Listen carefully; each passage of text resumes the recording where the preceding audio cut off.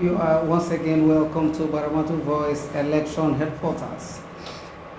It's a special package, a bumper package that you will not afford to miss. But before we move on, we must sincerely apologize for not reaching out since morning, from our studio. But meanwhile, all our social media platforms, we are very, very active. We were seriously getting you, informed, educated, entertained, and as well as updated. It is still, the electioneering season. Jerome Mario Tom is still my name, and with me is my wonderful colleague, Vanessa. We are going to be, the anchor of this program for this evening, and we sincerely request that you remain as usual with your darling station, Baramatu Voice. The program for this evening is a very special one because now the nation is on transition. We have moved from, voting to what? Collation Center. We've been in and out of Abuja, the National Collation Center, we're gathering information. So we are here this evening to, evaluate the journey so far from Saturday till today, Tuesday, right? Tuesday is, in fact, it's been a very hectic one for everybody, including all of you people at home. There's this anxiety, there's this, anxiousness and huge expectation. Eagerness, willingness to whatever to get the final result in order to know who will assist, pilot the affairs of this country for the next 4 years. We can assure you that, is around the corner. That pronouncement is around the corner, and definitely we urge everybody to remain civil, calm, and prayerful as well, because like I keep telling my colleague, we are very praying nation. So we attribute everything to prayer. We have played our part, which is the going out there on Saturday to vote, and we sincerely, appreciate the huge turnout, particularly to our youth. This election shows that political apathy is becoming a thing of the past here in Nigeria. It's is a welcoming development, and you've done well. Now we ask you to keep it up in the atmosphere of what civility. Isn't that what we should expect from you? I should think so. So for today, but on the course of this journey, there are so many hitches, we must tell you. Results are trickling into the National Collation Center, and they are being announced as, they come. Now they've announced about 29 states so far. Officially 29 states yes. have been announced by. So meaning that we are good to go. But even within these 29, there are so many intrigues and whatever. Like we are all lawyers now by default, or through, because as a result of this ongoing electioneering. What is that development that has made all of us lawyers? Is the Abuja, should I call it lacuna or impasse, something like that? The leading candidate, as it is currently, did not score the statutory 25%. So lawyers are already giving their own interpretations. Even the non-lawyers are equally on their own, giving their own permutations and whatever. But as media professionals, we are going to avoid that. In fact, we have avoided it. But in order not to create a vacuum, without giving you people a clearer information as it pertains to that development, we shall be joined by a lawyer, not just a lawyer, but a very serious lawyer, well informed and quietly influential. When it is time, we hook up with him, and he will be here, with us to, clarify issues so that everybody will know what to expect and what not to. Yes. So, and there is, one other issue that happened yesterday, which, we don't know the legal implication of whatever. He's going to equally attend to all those situations, and that is the issue of Dino the PDP agents and that of the agents working out of the Collation Center. Yesterday, this happened yesterday. They were requesting that uploads of results from the states be placed side by side with the results being announced at the Collation Center, and this request was not being granted by the INEC chairman, and the Labour Party, the PDP party agent and the Labour Party agent, as well as the ADC party agent, worked out of the Collation Center. And today, just this afternoon, they've they've addressed a press conference. But like I said a few minutes back, it's full of intrigues. Why? The agents of the three political parties walked out yesterday, but today at the press briefing, it happens to be that the ADC leadership or the agent wasn't at the, meaning that there is a kind of tactical withdrawal. Yeah. So what that implies, we don't know. A lawyer will be joining us, like we said some seconds ago, to throw more light on all these issues. But so looking at the numbers so far, the number of states so far announced, don't you think that before we wake up the result may? Yes, and I must really commend INEC. Just before from Sunday till Monday, there were a bit of delay in the announcement of results. We had just 14 states, but today, in the space of like 2 hours, we had like 15 states. So I believe that we might get all our results today. You made a comment that caught my attention. You said that you commend an INEC. Yes, in the face of the ongoing pockets of complaints. Yes, at least within this short time, they were able to. It just feels like they were able to fill up the gap. Yes, okay, exactly. Okay, it's from that angle. It's from that angle. All right. Okay. All right. Now, looking at the results released so far, it is evidently glaring that the APC presidential candidate in the person of Tinubu is leading. Yes. Leading, not just comfortably but conveniently. Yes.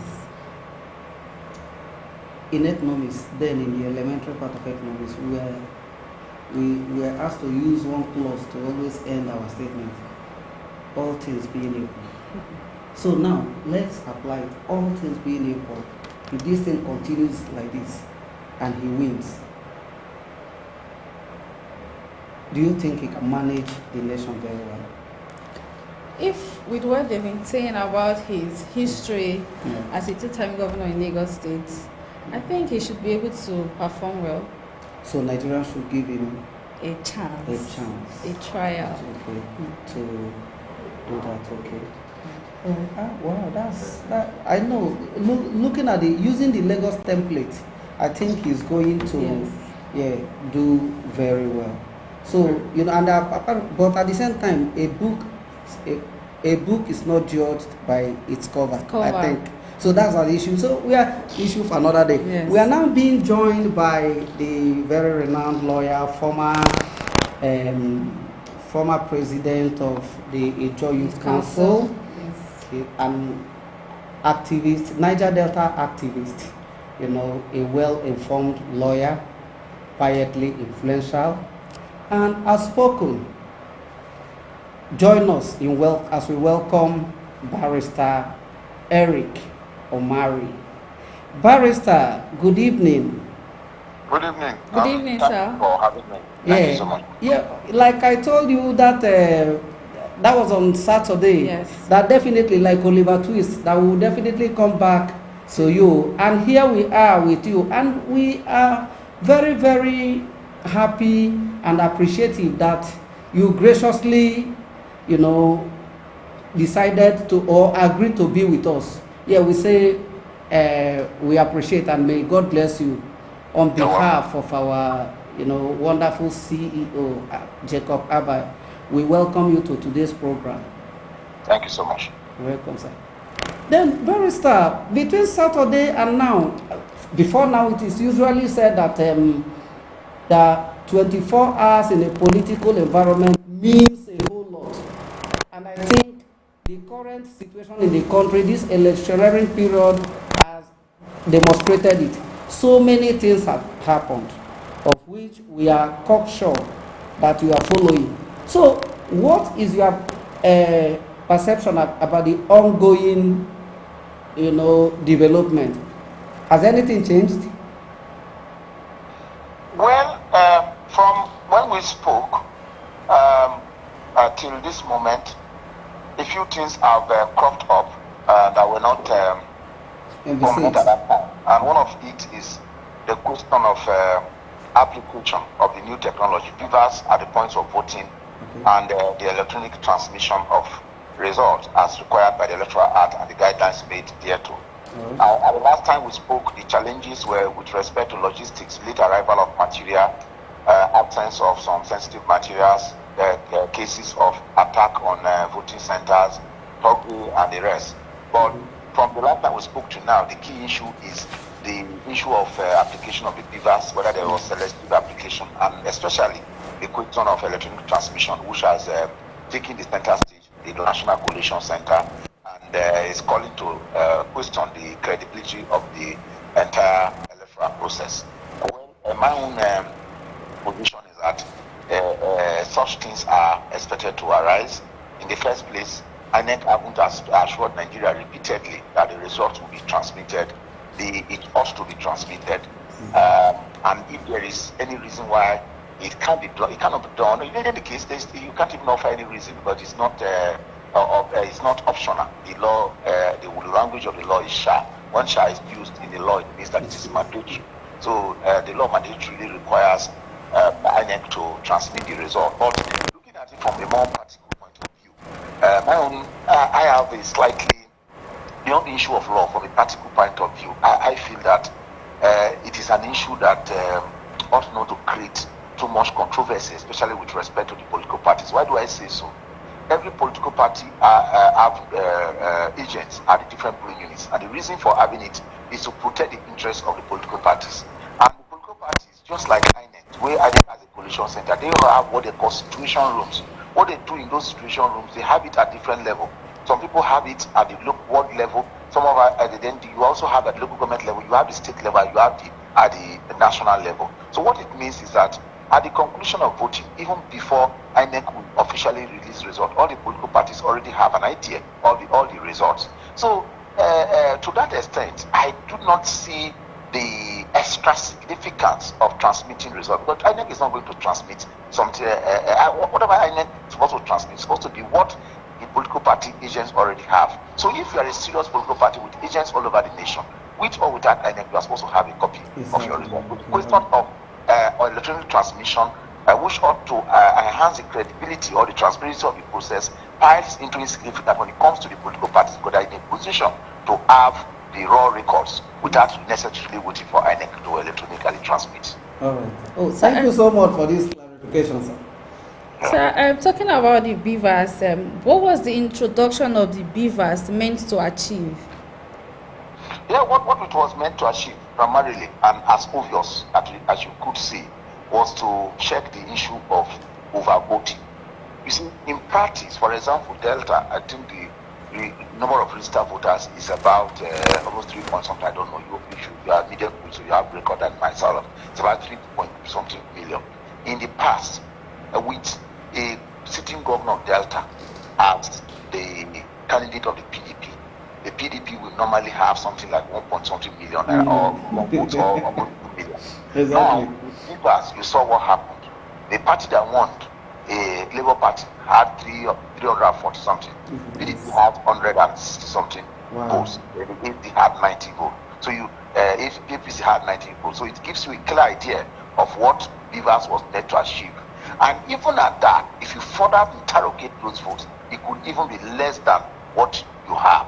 Wow. The 340 votes, 41 votes that the Labour Party had in the past would be votes for only Warri Southwest, Warri South, and Warri North. Only the three Warris would bring more than that. Yes. But with Beavers, it has killed all the fake votes. And most significantly, some of you, I think that should be the trending news in Delta State especially. You have heard of the result of Delta South Secretarial District. That is Beavers at its best. Okay. Elections, results that some people were relying on to win the elections were knocked down by Beavers. So Beavers haven't knocked them down, they could not make it through the electoral process. So Beavers is a game changer in actual fact. There are challenges in the application of Beavers, but from what we have seen, especially the Delta South Central election, where I was deeply involved. Okay. Hello, sir. Yeah, I can hear you. Okay. Hello. Hello. I can hear you. I can hear you clearly. Okay, sir. You know the issue with the PDP party agent and the Labour Party agent walking out of the Collation Center yesterday. What is the implication of them walking out of the Collation Center? Is there any implication on the ongoing process? Yes. Yeah, this process. Legally, there is no implication. Whether party agents participate or they don't participate, it has no legal implication on the election, on the validity of the process. But it's just more of public acceptability of the outcome.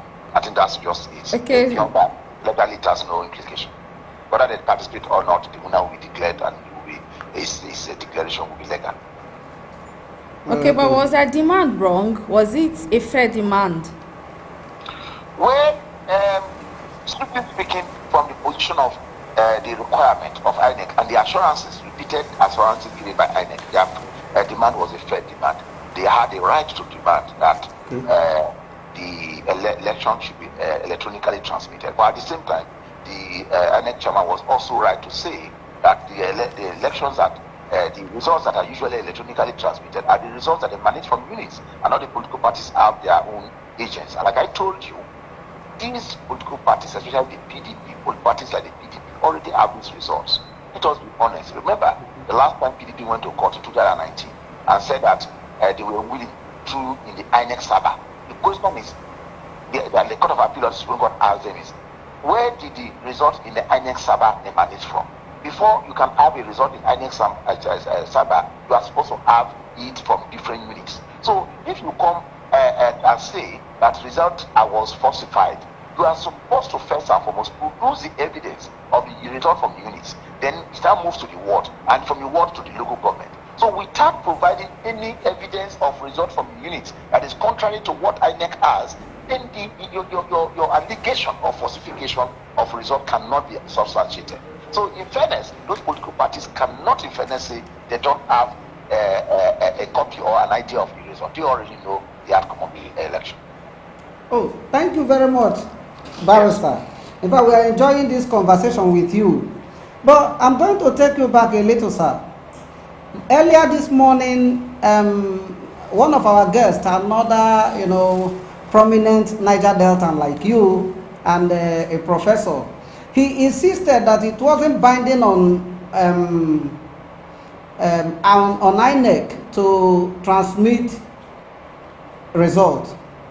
The reason he gave is that if they decide to transmit from every polling unit, that it's going to be a clumsy exercise, and that it was equally not binding on the INEC chairman to display result at the polling or the collation unit.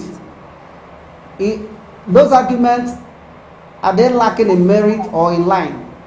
Well, first, at this point where the provisions of the new Electoral Act have not been subjected to judicial interpretation, at best what we can say is to express our personal view But from what I know, from the provisions of Section 65, 70, and the guidelines made thereto by INEC, INEC is under a statutory responsibility to transmit results through cyber. So I think they are under a mandatory obligation to do so. Okay, yeah. This is, legal specific, and I believe you are the right person to, give us the needed clarification. Looking at the pockets of, protest that is ongoing, kicking here and there, should Nigerians be expecting torrents of litigation immediately as soon as the result is announced? It is expected. Part of the reason is that the 2022 Electoral Act introduced a lot of innovations, and those innovations have been put to test for the first time. For example, I've just given you the instance of Delta South Central District, where a candidate that everybody thought would win ended up not winning because of non-adherence to the BVAS machine. So since anytime a new legal framework is introduced, there are expected to be a lot of litigations post-election, because the application may not favor some people, it may favor others. And also those who are applying it, some of them may wrongly apply it, some of them may rightly apply it. So it is when they are not subjected to judicial interpretation, that is when clarification will be provided as to what is the import of those provisions. For example, I'll give you the example of Osun State, where there was a minority judgment as to whether after the election, INEC can go and do what they call synchronization. And the majority judgment which says that the moment INEC completes the election, whatever they submit, that is the report of the VAS. So those things can only become clearer as to the correct position when they have been pronounced upon by appellate courts. By that I mean the Court of Appeal and the Supreme Court. By the time 2027 election will be conducted, these issues would have been subject to judicial scrutiny, and Nigerians will have a clearer picture on how they ought to be implemented. So we expect a lot of litigations post the 2023 elections. All right, thank you so much. Well, we move on. Now, Barrister, looking at the winning styles or the winning pattern of political parties, are you not worried that we are still, bringing to the fore the issue of ethnic consideration in our voting efforts? Well, obviously the issue of ethnicity is very prominent in our political system, and part of the things that is supposed to be done to address this ethnic problem is when people are given a sense of belonging. And that's the reason why at the preliminary stage, or parties do their primaries, parties are encouraged to do some sort of zoning. The idea of zoning is very deliberate. The federal character provision of our constitution and the provisions of the party constitutions is deliberate. It's so as to give people a sense of belonging. I'll give you the contrast between how this thing works between the results of the APC and the PDP. I'll tell you how it works. Now, if you look at the APC, you will discover that despite the fact that they have a candidate of southern extraction, the party got a lot of votes from the north, because the APC is having a northern president that is outgoing. So within the fold of the APC, there is a sense of justice that at least the northern haven't had the presidency for 8 years, it should go to the south. So irrespective of the fact that he's southerner, he still got a lot of votes. Now for the PDP, if you look at it, the votes of the PDP candidate this time around from the south was substantially reduced. Despite the fact that the PDP foundation is the south. The reason is that PDP ticket in the first place was a product of injustice. The PDP candidate in 2011 led the revolution that said it is time of enough to produce the presidency. In 2015, he did it to the extent of him leaving the PDP. Now, the same man in 2023 is coming to say zoning does not matter, it is competence. And that's why in the South, the PDP lost massive grounds. Then, let me also now contrast with that of Obi, Senator, the candidate of the Labour Party. Obviously, any fair-minded Nigerian will agree that ideally, the Igbo people are supposed to produce the next president of the Federal Republic of Nigeria.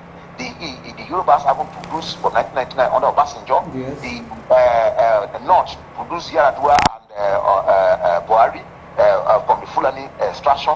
Then the South produced Goodluck Jonathan of the joint extraction.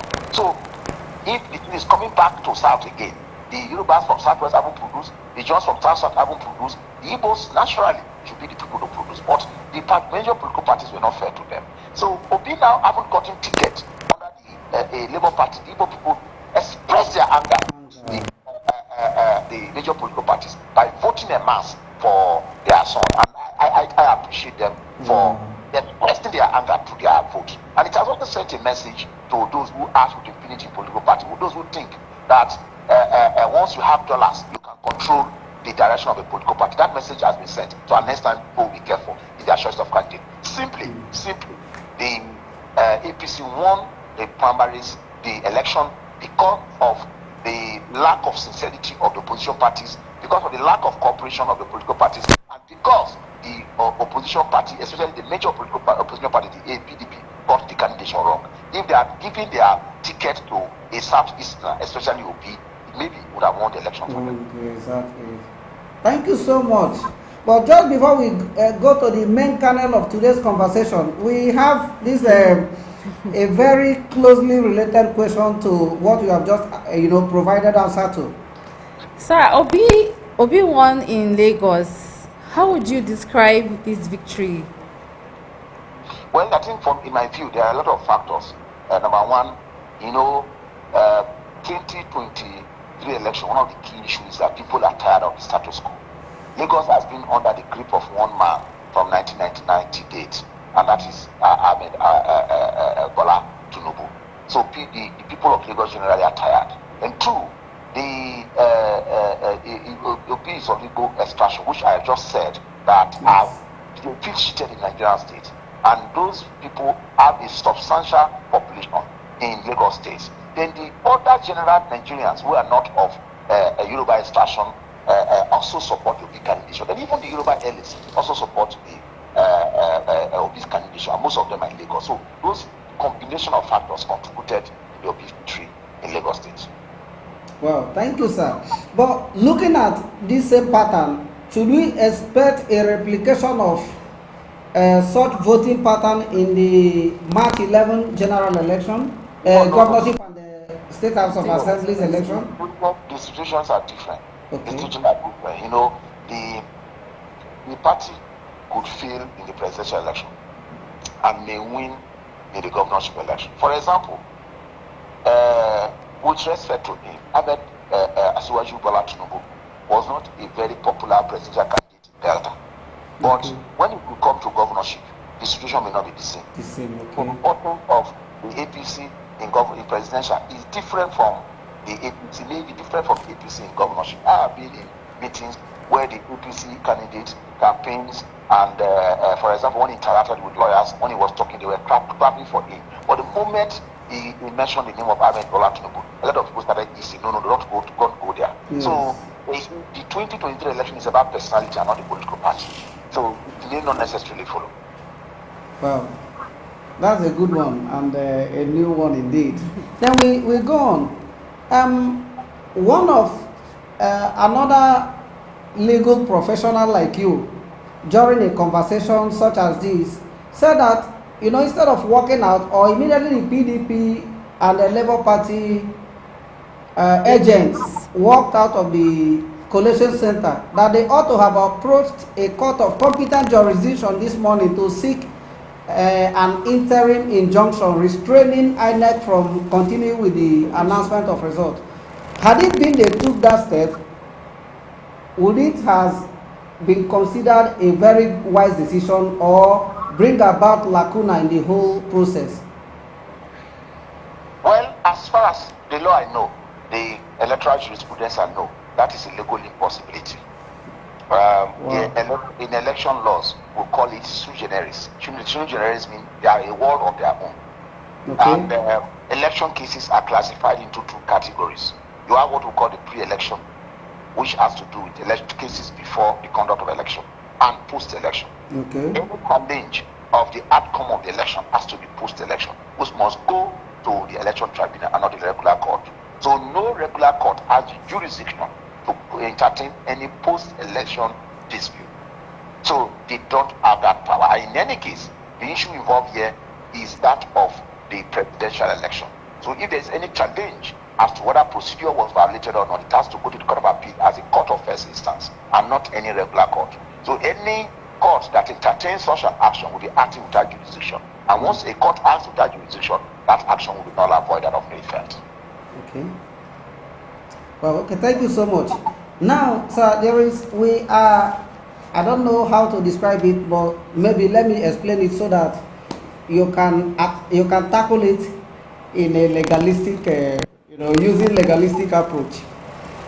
Yes, we are nearing the end of the collation and the announcement of results, and there is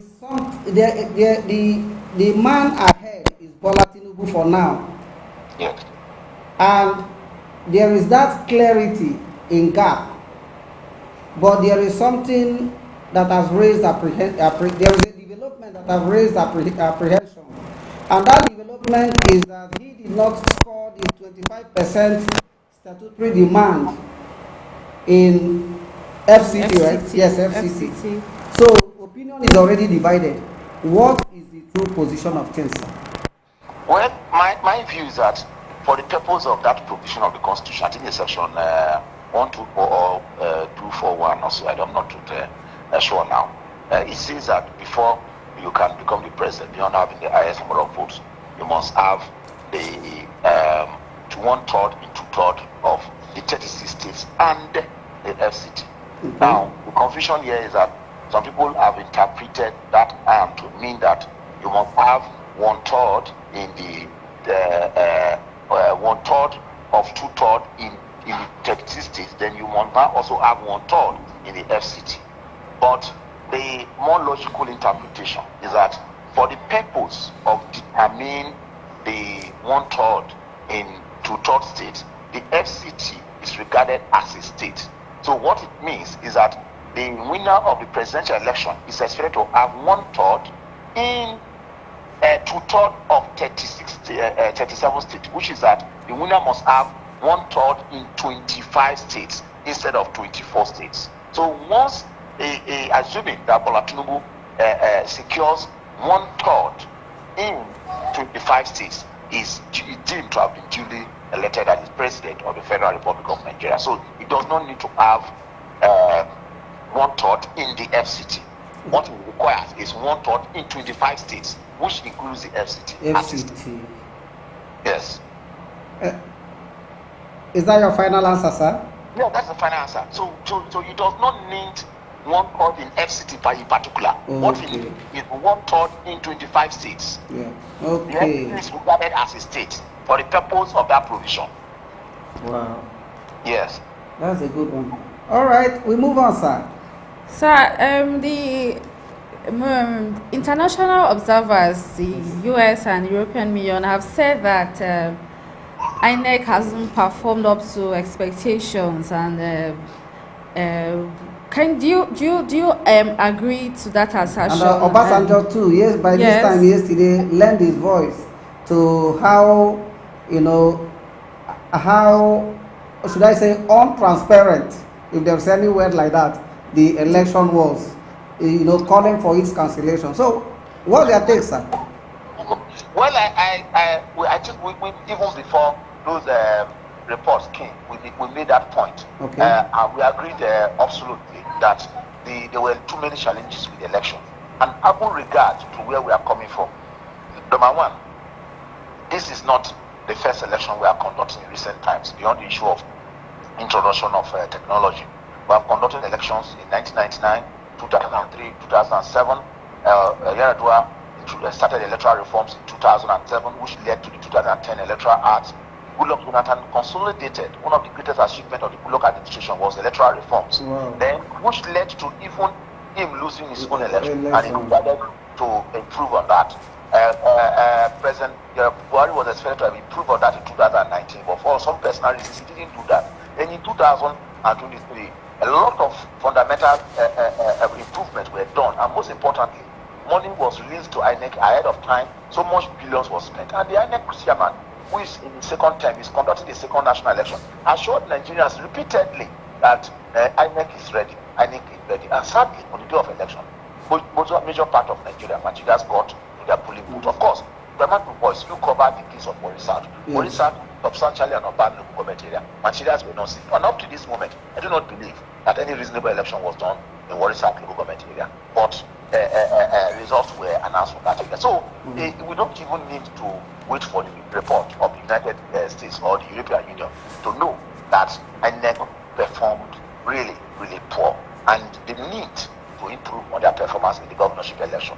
But the unfortunate aspect of it is that because of the poor performance of INEC, the turnout in the governorship election will be very low and with far-reaching implications. So, sir, is this fault not enough to demand for fresh election? No, you cannot demand for fresh election because of those things. If you think that the infractions are fundamental, you have to go to the court of law. INEC cannot. It's that will always be an impossibility for INEC to, because see, look at it from this way. These, for example, materials that arrived late, if they affected all the political parties, no one political party was affected. So why will you punish the winner? It could have been any of the parties could have been everybody was a victim. So you cannot punish any of the political party. But sorry, sir, that I'm coming in so that we'll get a holistic response. Yes. But some were equally completely disenfranchised. Oh yeah, yes. Some were disenfranchised for different reasons.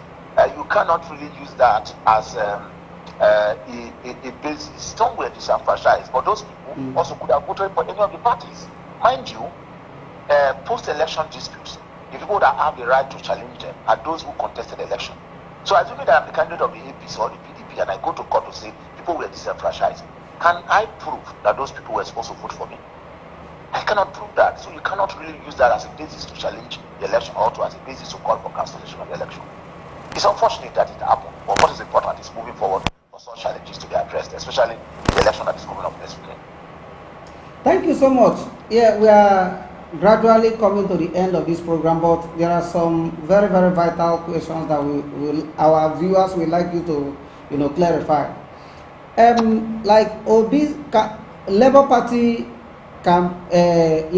campaign council have called for whoever that has a video, whoever evidence of whatever, like videos, this, that, they left contact where they can forward it to. All those evidence, are they admissible in law? Hello? It depends on the nature of the evidence. It depends on the nature of the evidence. They are admissible depending on what you want to use it to prove. Okay. And the situation under which it was taken. Assuming, let me give you a classical example. I think there were a lot of protests around Nana College also during the day of the election. Now, if tomorrow you come and tell me that election took place in Nana College from the hour of 8 a.m. in the morning to 4 p.m., somebody can bring those video evidence of those protests in Nana College to show that materials did not arrive in Nana College up to this point. And this is evidence to show that there was a protest in this place on so date. And so depending on the context, even what you are doing, what those videos you Bravado Voice is doing, some of them can be used as evidence in court to prove points, depending on what you want to prove. Wow. Okay, thank you so much. If you are giving, let's say, it's now an open check as a legal practitioner or professional, what is your advice for INEC chairman and President Muhammadu Buhari by extension? Well, for President Buhari, what can he do? He's an outgoing president. There's basically nothing that he can do. Remember, INEC is an independent organization, so his powers are very limited. He has, this thing has offered all the support that he needed to give to INEC, so there's really nothing he can do.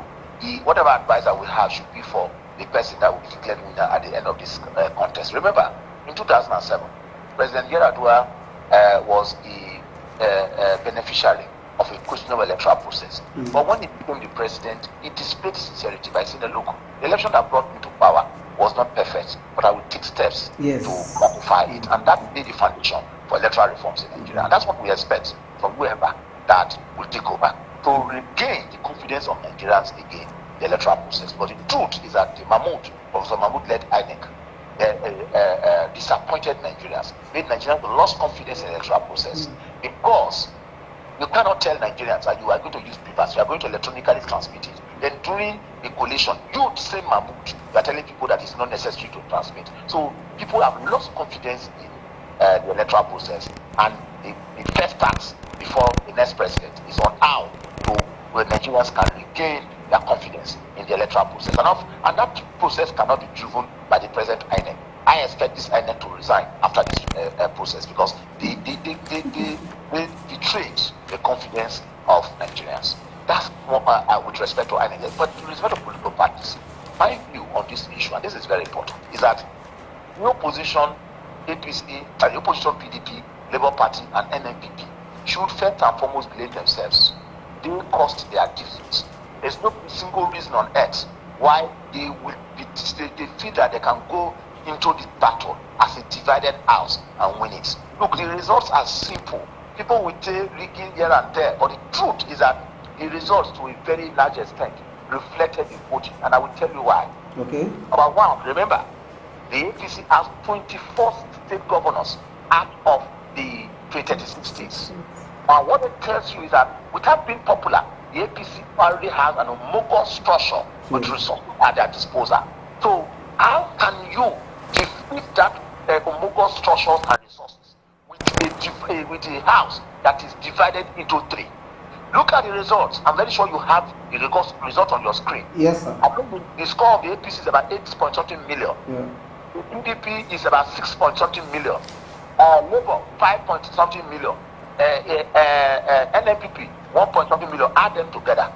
What happens is that if they were together, the opposition would have defeated the APC with more than 4 million votes. Yes. So who do you blame? On several occasions, when Nigerians even expressed concern and said NNPP should combine with Labour, the man said he's the most experienced politician on earth, and he ended up winning only one state. The man they called a social media actor has demonstrated capacity in Southeast without South and North Central. No. So the blame goes to the opposition. And I was very ashamed to see the APC, the PDP and Labour Party addressing the joint press conference. That is what they all talk about now. Yeah, we're about to come to that, yes. Yeah. So, okay. Hello? Go on, sir. Go on. We are with you, sir. And so I feel that the opposition political parties should blame themselves first and foremost, rather than blaming an electoral for misfortune that they brought to themselves on INEC. They are just, it's like a drowning man who is holding on to the straw to survive. They are just trying to hold on to the issue of transmission. That is the foundation of the electoral misfortune. No, they caused their greed, caused their electoral misfortune. Wow. Thank you. Well, we still, pray for more time. Thank you so much. Yeah. Looking at Obi's experience, our experience arising from Obi's performance, is it still right to believe that party wins the election or individual? Well, the Obi issue is an extraordinary one. You cannot rely on it in all cases. You may not have a Obi on every elections. Such incidents happen just in a while. Wow. It decades. So it's not something that can happen every day. So it's an extraordinary situation. So it cannot really be used as a basis to analyze political situations. Well, but it can provide a new road. Yeah, it can. But what I'm saying is that you don't need political party that anybody can contest. But it's not that easy. It's not easy. I must be honest with you. There are a lot of people who contested under less known parties and go and ask them of their history. It's not easy. First and foremost, for you to even make people know that you are contesting an election requires a lot of resources and time. So not everybody that has that Obi's grace. I'm very sure that even Obi himself, if you asked him, he did not know where this grace came from. Exactly. So it's an extraordinary situation. Thank you, sir. Then, thank you. One more question, sir, just before we go. Do you think we are matured for independent candidacy during elections?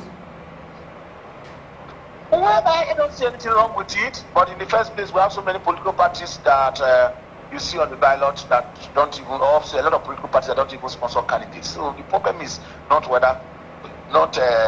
lack of space for people to participate. There's enough space for people to participate. So I don't see it as a necessity, but I don't also see it as a problem. Okay. Yes. All right. Thank you. Thank you so much, sir. Sir, your advice to Nigerians? Well, my advice to Nigerians is for those who agree with the outcome of the process to follow the laid down procedures for seeking redress. That's number one. And two, and related to the first issue that I raised, which has to do with the disorganized and disunited opposition. You see, Rabiu Kwankwaso, the presidential candidate of the NNPP, made a very strong point a few days to the presidential election, and that has to do with the problem of a candidate being popular in one part of the country and not popular in another part of the country. A lot of, from my going through the media, the problem with a lot of our people who support Obi is that they think that if Obi is popular in Delta or Anambra, it's also popular all over Nigeria. Unclarified assumptions. So they don't think that if you support you voted the candidate in your polling unit, because everybody says it's that man, the man will go all over Nigeria. No, Nigeria is very big. It's a country of the 36 states and the FCT. So the candidate may be popular here, and the candidate may not be popular in another part of the country. So those who want to become president of this country must learn to reach out to other part of the country and also make an impact in other part. You cannot be popular in one part of the country and expect to win an election. That has been a consistent history. So as some people have said, you must extend the hand cheek to the northern part of the country, or from the north to the southern part of the country for you to win the presidency. Being popular in one part of the country is not enough for you to win the presidency. So those who are aggrieved by the election should have an introspection to look at the reasons why their candidate did not succeed, instead of being emotional and calling for a revolution. Thank you so much. But just before we go, by March 11, Deltans will be going out to elect their governor and the members of the House of Assembly. I think it's as important as the presidency. So what should they expect? Well, they should go out for somebody who has capacity to provide leadership for Deltans. Delta is their need of a governor who can push the developmental history of the state, who cannot be talking as Deltans or referring to Wike and look at Wike is what Wike is doing. We want people to also look up to Delta for good leadership. I think that those are the things that should guide the direction of Deltans as they go into the March 11 governorship election. Yes. Okay, thank you. But a parting word, sir. You know, this is a golden opportunity, so we have to exhaust. We have to judiciously make use of it. In 2010, Obasanjo said that even election conducted by Jesus Christ, in Nigeria will be faulty. Something I cannot quote categorically, but centrally, that like the contest. Is that notion coming to fulfillment? Looking at the accusation and counter accusation that trailed this election. Well, but the Obasanjo is the one who is now calling for rectification. So I don't think that such comments are necessary. Valid. Because part of the problem with Nigeria is that when people are in power, they view separately differently than when they are not in power. So people try to justify infractions with such comments. I don't think it is necessary. What is important is that as a people, we need to improve on what we do at every point in time, and not to use the Bible or whatever to justify infractions. Okay, this is how we are going to draw the curtains for today. Again, many thanks from Baramatu Voice. We appreciate you are always being available to throw more light on issues, your nagging issues. We appreciate you on behalf of our CEO, Jacob Abai. We say a very big thank you, and we wish you a pleasant night rest. Thank you for this pleasure. Thank you so much. Thank you so much, sir. Good night. Bye. All right, viewers, we welcome you back. You've heard it. It was a detailed interview where our legal luminary took time to explain issues surrounding, the ongoing process. Did you learn anything from this? Well, the only thing I've learned so far from him is Nigerians should stay calm and follow the legal procedures. No, yeah, exactly. And all that. Seeking a legal redress. Yes. Yeah, but he made one striking comment too. Meaning that I wouldn't know, but I'm interpreting his comment that what Labour Party and PDP are doing, that it's like a wrong approach, that the opposition should be blamed for the ruling party's easy walk to victory. And I saw reason in him. If they can sit down together now to address press conference, yes, what prevented them from working together ab initio? Yes, exactly. You understand? So I think we are not yet ready for leadership in this country. The people that are parading at the corridor of power are just selfish set of people, opportunists and co. Because if it were to be, service that was at the core of their demand, I don't see anything stopping Labour and PDP. Yes, merging together. Even with the NNPP. Do you get it? Maybe they would have, if you like now, practically, if you merge their votes, yes, garnered by all these people, you will discover that they could have defeated the ruling party, yes, effortlessly. But he only said something, that touched me, and it borders on injustice on the part of the Easterners.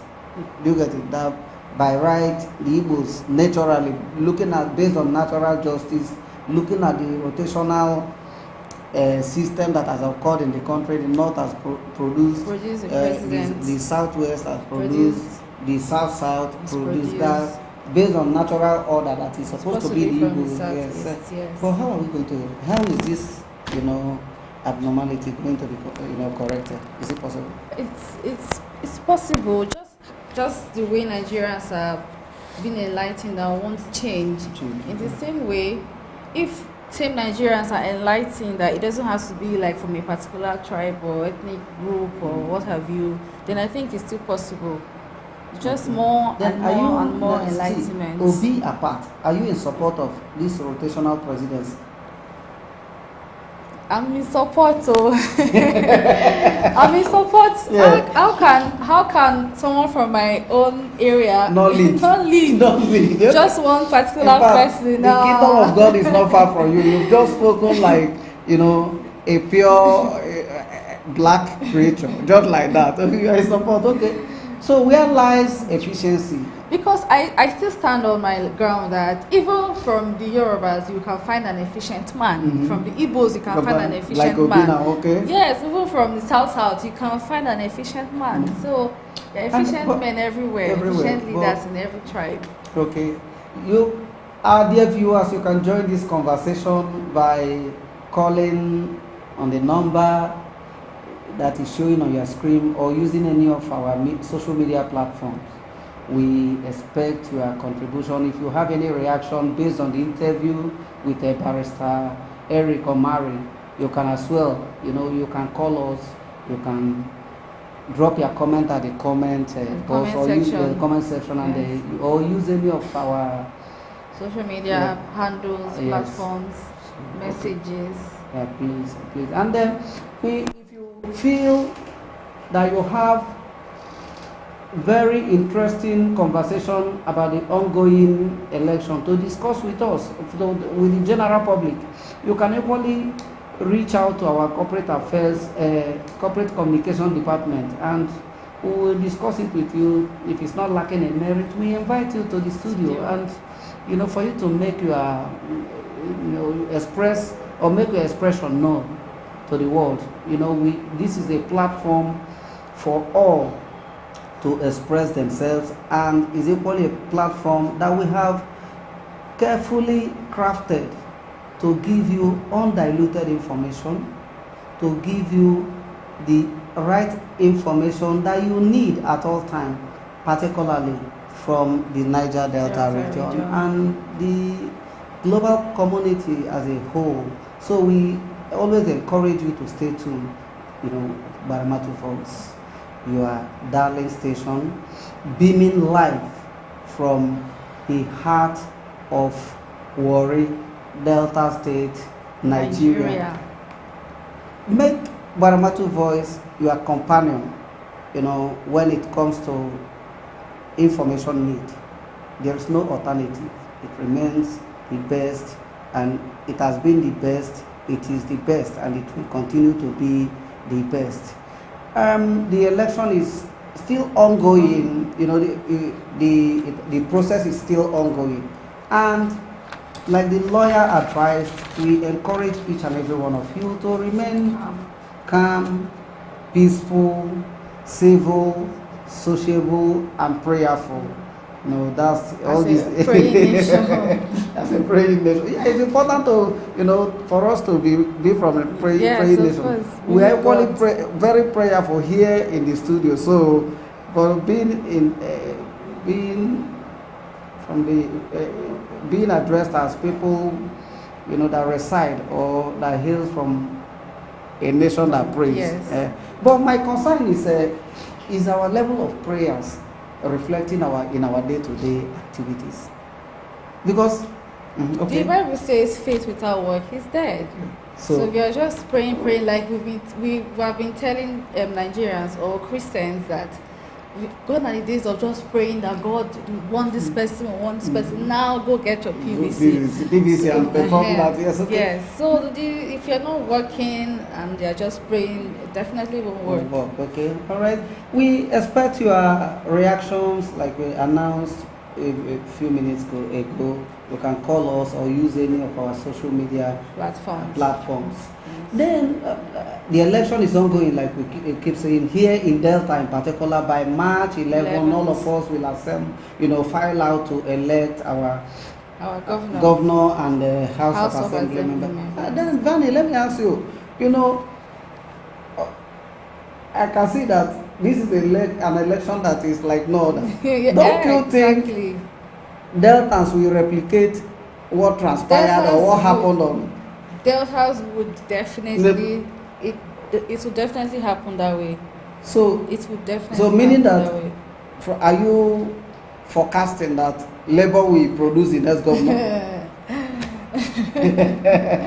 Well, we cannot tell, but it will definitely happen. If the party does, I will personally, I'm not speaking on behalf of Baramatu Voice, I'm speaking as an individual.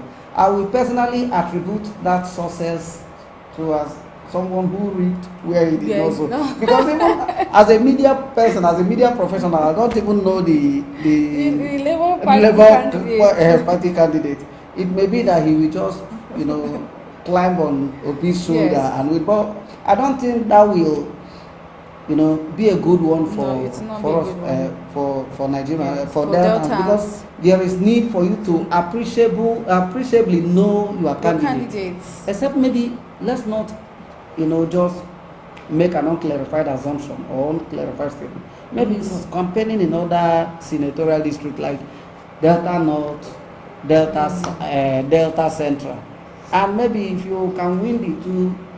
Look at it, senatorial district, that's 2/3. That would be enough to give you the governorship position. But even at that, yes, like what the barrister said, that Obi's case is unique and different. Yes, Delta, we encourage you to vote the right people. But more or less, it is most very important that you know your candidate. Yes, you don't. This is like personal responsibility process. Whoever that you vote, you will not have any right to complain. So we shouldn't be following, is it bandwagon effect or something like that? Because my friends are headed this way, I am left with no option than to follow suit. Well, and I also think that they shouldn't make this mistake that they have been making in voting for okay, because of the candidacy of the Labour Party, he's this, he's that, we're going for him. Yes. I think they are heading towards that direction of making a mistake of voting for the party based on the candidates of like this presidential election. Everybody has been going for Peter Obi. Now they won't make that same mistake of voting only the party regardless of who the candidate is. Okay. So I think that they should be, like you just said, they should know our candidates. Yes, before. Exactly. We are going on a very short break, and when we come back, we shall be discussing the fall of PDP in Delta State. Please don't go away.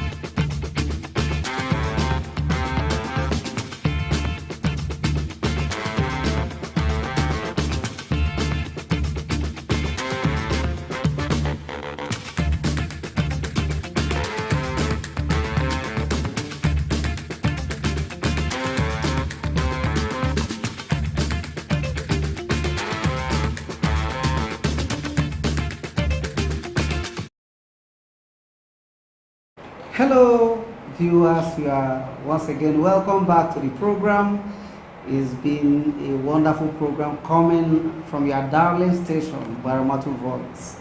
Baramatu Voice, as you are well aware, is, the media house that has succeeded in becoming the information gateway where the world accesses information from the Niger Delta region for very veracious, authentic, and undiluted news stories and accounts from.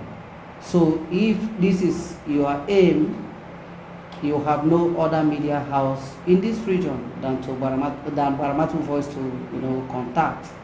And the management of Baramatu Voice in its wisdom have made so many channels available for you to reach out.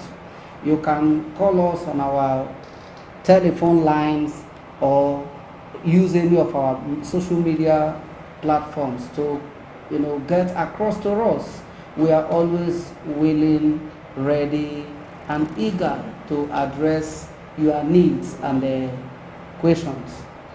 Just before we discuss the fall of PDP in the state, we have joining us is Honorable Obrikwi Tamar Croft, the APC candidate, Bomadi Patani Federal Constituency.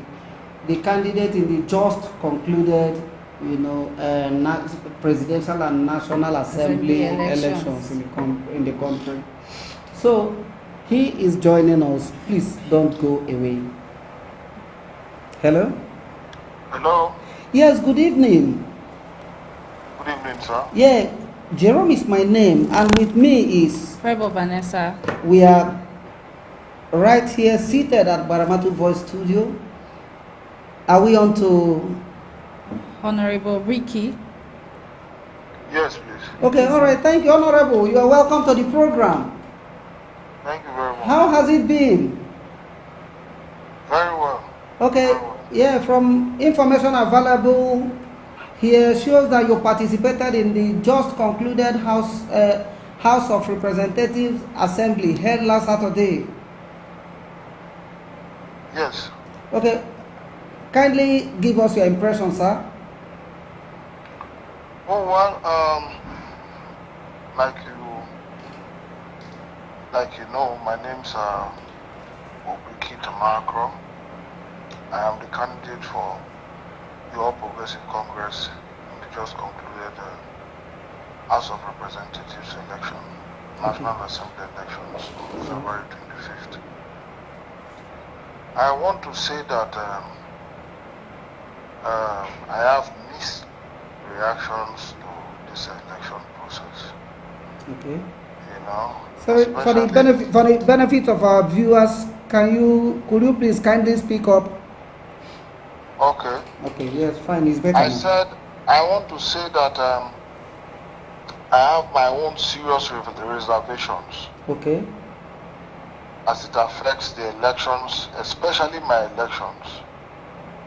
You know, Bumandi Patani Federal Constituency, as you know, is an Ijaw-speaking constituency. Largely is Ijaw-speaking constituency. Okay. Where you have 30% of the areas are riverine and 70% are motorable. Now, the 30% of these areas are riverine are in Bumandi local government. And so, it's a cumbersome process of getting people and materials to go and do elections in those areas, especially when it comes to election monitoring. Okay. So, most criminal elements use that as an advantage to rig elections without no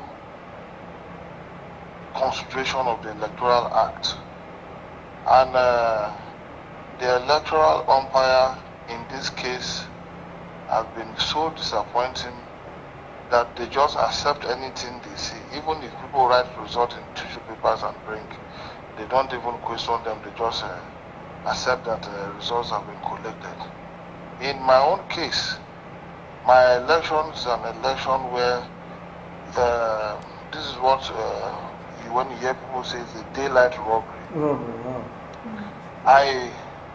I did very well to my own understanding. The elections that was held on the 25th of February, an election that I won very well. But as you see, the country is a poverty-stricken country, Of course. where people are always thinking about what they are going to take home. And so, opponents bribed their way and begin to bring in results that were tempered, results that were not collected in wards, and so there are a lot of misgivings about the elections. But I am going to challenge the result in court. I know that the law court is the hope of the common man. Okay, all right. Okay, thank you so much. But for clarity, there are some questions that we would like you to answer, or some explanations that we would like you to make. Okay. Okay? So, Yes. like, you contested against who? How many people? Oh, well, we had I think about 8 and 9. We had like 9 candidates. Okay, 9 on the ballot. Yes. Okay. Yeah. That's serious. Okay, that is okay. So, So you talked about irregularities. Yes. We would like to know. Was the beavers not used? There are so many occasions. The information is available to us, which I will not, because it's a program. Yes. And a lot of people are listening.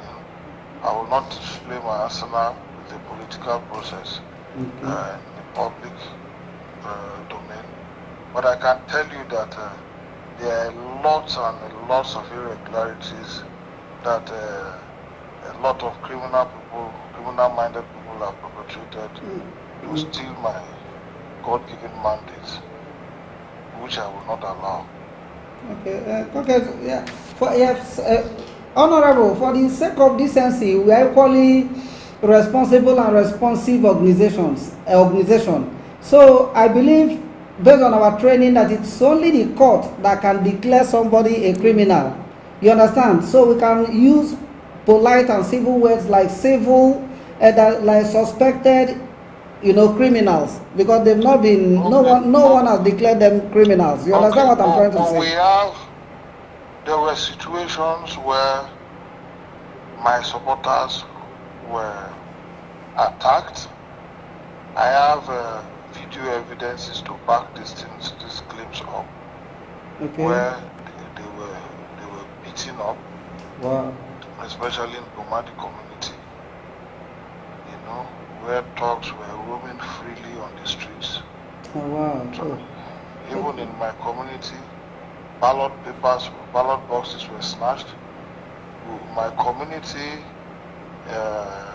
because my community, Bakema community, is a community that does not condone such activities, the youth of the community moved immediately and was able to arrest one of the boys that ran with the ballot paper. As I speak to you, is in police custody. Wow. And according to the police, investigations are going on. Okay. Yes, we are very sorry about that. It's very, very painful and pathetic. But that notwithstanding, let's remain both focused and civil in our conversation. Thank you so much. So, sir, who won the election? For now. Say again? Who won the election? You should be able to, according to INEC, it was, according to INEC and from information available to me, that the returning officer declared the ADP candidate the winner of the election. Okay, that is according to INEC. INEC, yes, I know, yes. That was why we added as it is for now. So, like you said, you are capped with enough evidence to prove the fact that the election was lacking in transparency and characterized by irregularities. Okay, yes, sir. Okay, sir. We would like to know the person that was declared the winner. Is he a first timer? Hello? According to what I have heard, INEC declared the incumbent, he has been there for 24 years. You mean this is his 7th time? He just finished his 6th. This is his 6th time. That's this one now. If he goes, it's going to be for. What, Vanny, what do you have to say about this? So sorry that we are because we are still in shock. So meaning that he started with since 1999. You are correct. Wow. Despite being into media practice, I've not heard of this. Wow. Though we have the right to ask because we are a stakeholder. What informs the continuous re-election? Is it because as a result of his performance? No, it is because of our people are deep neck into poverty. And the economic reliance of our environment is based mostly on government subventions. Okay. And so because this is a PDP governed state, so the people are submerged, oppressed, and they're intimidated not to have their own voice because they all rely on government subvention. So it's not by their willpower. It is because of the level of poverty in the environment. That is just a simple reason. Wow. So once again, you are saying that you were robbed of your victory? Oh yes, oh yes. Okay. What do you have to say? I think that sounds very pathetic. Yeah, it does. Yes, okay, we are sorry about that, and we encourage you to do everything democratic and within the ambit of the law to, to regain or to collect, you understand, your hard-earned victory. We pray and hope that in no distant time you will come back to the studio to tell a different story, a positive story. Again, thanks for joining us. We obviously appreciate your comment. Many thanks and God bless. Yes. Thank you, sir. Thank you so much. Thank you. Okay. Good night. Hello viewers, you are again. Tell them something. I've been the one welcoming. Well, that was the voice of Honorable Vickery Tamara Kuro. I think it's a pathetic situation. And something is in my mind, it's bothering me that the same way it is in the law, it's in the Constitution that a president can go for 2 tenures. Yes. Why can't it be? Okay, that one is simple. When it comes to lawmakers, there is no ceiling. You can go on and on and on and on and on. And I, for one, I have no problem with it. In the US, is allowed.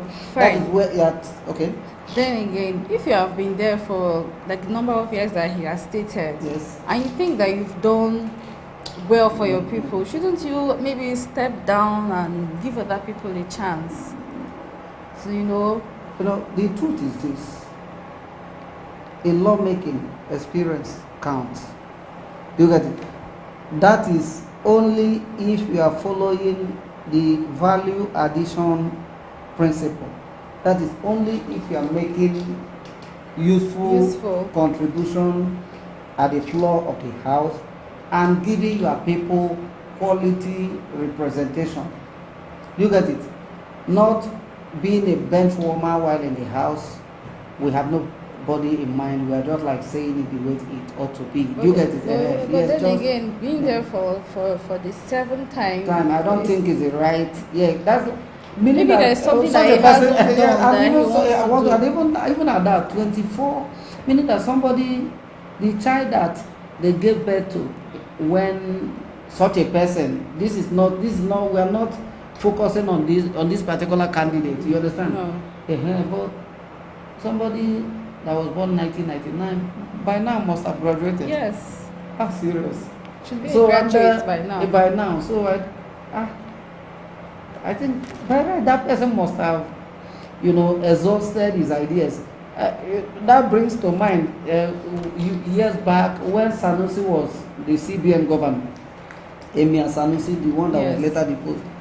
At the point he told the banks that whoever that has served as MD of a bank for more than 10 years, he should step down. That there is no idea that you will want to introduce today that that 10 years would have been enough for you to do that. Right. And I saw reason in that argument. You understand? Yes. I saw reason in that argument. The same thing is applicable. 10, 20, 24, 23 years. Yes, yeah. 24 is almost 24 years. 24 is quite a whole lot. If that person joined civil service, it would have been nearer retirement by now. I don't know how it works, but no, it's a very. But we have no say now. The people of Bomadi and I've chosen him. If they need a change, they know what to do. Okay, but you know what? Maybe we are. When it's against you. There is a saying in Nigerian political space that when you are far, you scream. When you are close, you mime, and when you are with them, you keep quiet. You get it? That's the 3 stages you have to pass through as a politician. You start shouting from a distance. When you are getting close, you mind. Then when you are with them, I'm a Catholic, you behave like somebody that just received Holy Communion, no talking. So, when it favors, maybe we are condemning it because, funny, maybe if you find yourself there, you'll be seeking re-election. Seeking re-election. Yeah, just, and by that time, that whole lot of period will not make any, will not be an offense. I think the number of years or number of times should be enough for you to do what you want to do for your people. Exactly. Yes. All right. Well, it's their choice. Bomadi, Patani, local government, federal constituency is their choice. Maybe there is something striking that he's doing for them. So away from this to the fall of PDP, it was a very big fall. But I am not. You know what? I've had this discussion weeks before the election, and a friend of mine, resident in Lagos, he told me from Delta that when PDP will fall come this election, that there won't be ground to hold it. That the ground will not be there to hold it. But I saw it as one of those political permutations that it's not going to be possible in a state where the incumbent governor is PDP, and not just a PDP member, but a vice presidential candidate of the PDP. But it's a sign that things are changing, and it's equally a sign that political awareness and consciousness is increasing. So many people lost their positions. Yes. So many people, including ranking lawmakers. There is like this the one representing Aniocha Osumile local government, federal constituency, Elumelu, yes, no, they called him Elumelu, the current minority leader at the federal house is pathetic, and a host of others. You get it? And there was this, then cumulatively that a structureless party buried PDP, because it social media party. Yes, the party, yes, now it would have been better and more pardonable if it was its arch enemy, which is like the APC. But now from nowhere, even as we speak, both of the two major gladiators, as in the two major political parties, are just like looking for a way, because the coming election, chances are that tsunami may continue. Yes, we continue. And if it definitely goes that way, do you know what? There will be a new political order in the state. In the state. But why such development don't move me is this. Before you know it, you will see the same people switching over to Labour Party. So before you know it, Labour Party will turn to what? PHCN.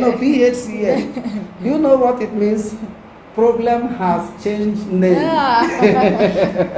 So it's just they don't move. Before you know it, problem will do what? Has changed name. PHCN.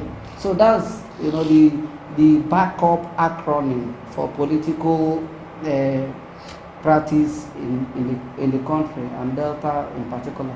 And why is this so? Because there's no political ideology. Everything goes. Yes. You understand? One of my very good friends then will tell you that is PDP share the money and scatter the public canopy. Others will tell you that no, is a PDP who know they, just like all those funny, but all these things boils down to what? Lack of political ideology. You get it? And the seed was sown by politicians and watered by all of us. Most of us, we were so busy to ask questions. And because we weren't, looking, or we weren't interested, it flourished. Yes. But thank God that we've been able to, get it uprooted to some extent now. So I pray it continues. But is it one a big lesson for the governor that you don't take people for a ride? That when people complain, there is nothing that is as good as being a listening government. Yes. There was a time, people were like saying that he was more interested in his area. There's so many things. It would have been enough to say, okay, do you know what? Wait a minute. What exactly is the problem? Yes, exactly. Vanny, whether we like it or not, Nigerians are the easiest people to lead. They don't ask for too much. Let me give you an instance. If there's no NEPA for 3 days, immediately they restore the light. 4 hours after, they will say about NEPA has tried. They tried. So that's to show you how innocent and simple-hearted Nigerians are. So I find it very, very, very, very difficult to understand what is making the so-called leaders not to provide these basic things. They're just taking the people for granted. Yeah, for a right, and thank God that the consciousness is increasing. Yes. But apology to Timaya or Winkena, whom do we attribute it to? Because on the street of Orona, you say, as we they sweet us, is they paying them, as they paying them, or more. Wow, this is shocking. I'm not the one saying it. We are here to report. We are here for information dissemination. We are always on the street now. Yes, of course, we are reporting course. what we witness on the street. So it was a very bad experience. And the truth is this: there is no time that is too late to make amends. The next incoming administration should learn from this particular experience. Yes, and if I'm asked particularly, I will say that the governor's media team, contributed to the whole challenge, because information is a two-way process. They're supposed to know what is going on the street, and in order to advise the administration very well. This is an important issue, and looking at the way people have been, talking about it. If you are interested in joining this conversation, you are highly welcomed. If you want to make a call, you can do that. Calling on our number that is showing on the screen. But meanwhile, we have a one of the illustrious Deltans, outspoken Niger Deltan activist, environmental justice advocate, a chief from the Great Baramatu Kingdom. The country director of a Center for Environment, Peace, and you know what? Vanny, trying to introduce this man, we will spend more time than the interview. So let's end it. He needs no introduction. His name is Chief Sheriff Mulade. Chief Sheriff, like a prophet, I told you yesterday that definitely we are coming back, and now we are back. Thanks for being gracious to accept us. Good evening, sir. Well, good evening, great Baramatu voice and Deltans and Nigerians. I bring greetings to all of you over there. Thank you so much.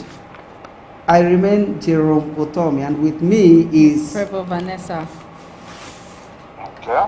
Chief, thank you so much. And we are going to continue from where we stopped yesterday. But as you are well aware, in politics, 24 hours means a whole lot of, days, or if not,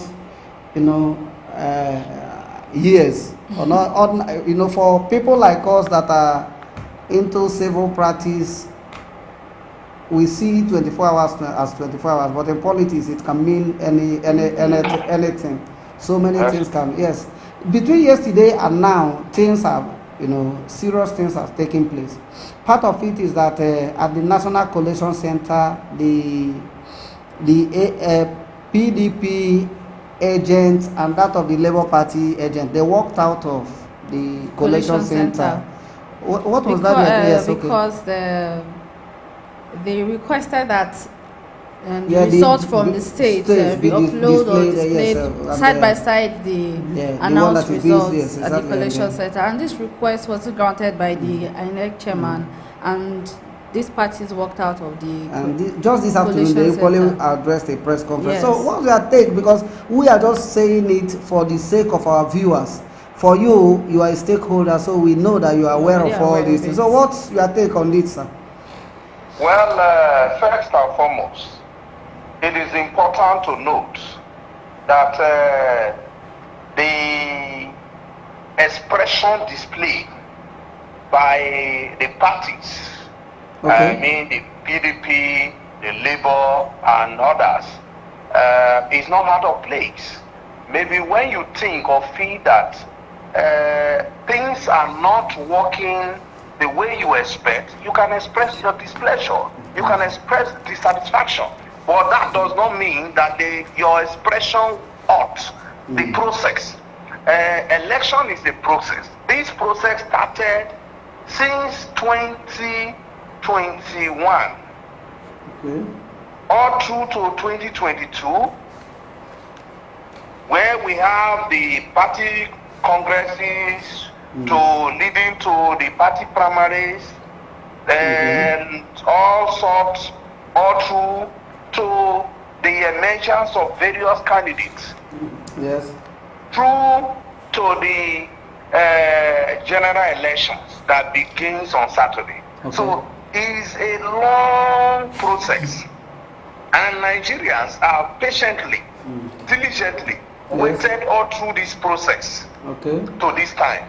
So as a party, every party is expected winning, but it is only one candidate that will become the president-elect out of the 18 candidates. So if those parties who feel that they have the opportunities, they have seen your privilege to become, and things are not working towards you, and of course what they have done is not out of place by expressing their displeasure and stage a walkout. For staging a walkout is also a call for readdress. Now, as INEC, an independent commission, has within the ambit of the law, also has a process with the mandates backed by the Constitution, must take the process to a logical conclusion. So INEC will not stop at any point. They will not park the vehicle at the garage when they have not arrived at destination. So INEC must do everything humanly possible within the confines of the law to arrive at the destination. And the destination is the declaration of the result. Whether the masses like it or not, they will arrive. Now, as the people, or as a party, what these aggrieved people will do is the process. You go through the court for redress. And this is not the first time Nigerian presidential elections is going to the court or is going to the judiciary. It's so unfortunate. It is only unfortunate that that's supposed to be the hope of the common man is no longer the hope of the common man. It becomes a judiciary, the third tier of government, that the amount of money you pay determine the judgment you get. So people are no longer confident in the judiciary process. If not, there is no need to brag, there is no need to beat around the bush. You just articulate, assemble all your evidence, and present them in the court of competent jurisdiction.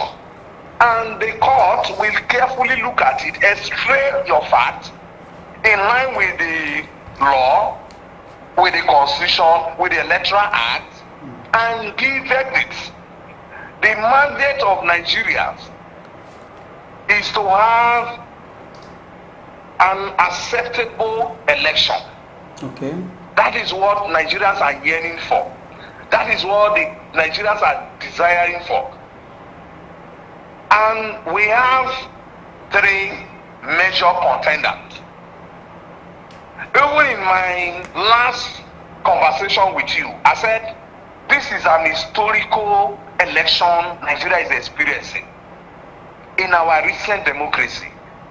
I made the analysis that we have the three major ethnic groups, where some of us can even say the three major self-acclaimed major ethnic group in Nigeria are the one contesting.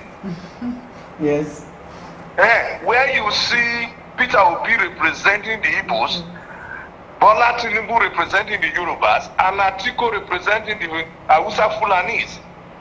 So all the other ethnic groups will carefully look and select the person we think that will move Nigeria forward. So for these three major candidates, they have participated. Somebody must emerge. Whether the process meets expectation or not, somebody must be declared winner.